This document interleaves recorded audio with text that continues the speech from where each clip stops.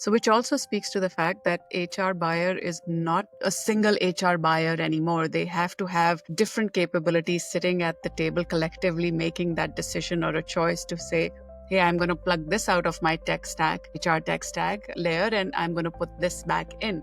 If they have to partner with IT, does IT have capacity to support HR at this point in time? Because we are at the end of the day an enablement team. So I think there's a couple layers to this, right? I think the first is HR, whichever HR team you're talking to, being very clear to themselves about who they are and who they want to be. You might want to be like the HR department that buys all of your own HR tech, but you may currently be the HR department that's just processing payroll and offering employee experience and support. There's nothing wrong with that, but without a clear alignment and a clear definition of who you are when you want to go, it's really hard to have these conversations. It's going to feel like very piecemeal for both parties in the conversation. And I think once you get through okay, do I actually want to be a tech-enabled HR function? Then the next question is, to what degree of tech enablement do you really need to be, right? Because there are ways of owning the tech strategy, aka logically understand how the HR process works, where the technology needs like into the process and how it interacts with the process,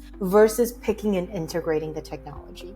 I would never claim myself to be a full tech person, even though I've been in the industry for about 15 years at this point, because I cannot build an integration if my life counted on it. Let's just kind of put that out there.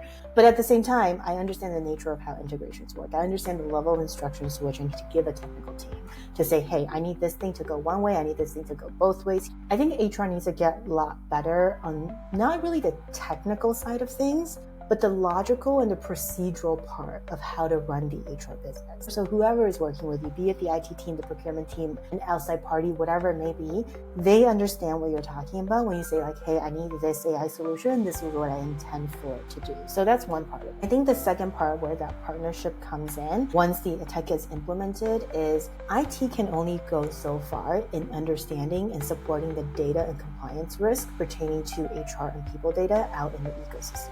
I would say go as far as to say they understand about 80% of it, but the rest of the 20% compliance in terms of how payroll data interacts with benefits data, interacts with your health data and all of that fun stuff, I would never expect IT to be experts in that, and therefore I would never expect them to be able to close a gap on how those data categories are treated during an integration or an implementation. And I think this is the other aspect where HR needs to come in as well to provide that level of functional guidance.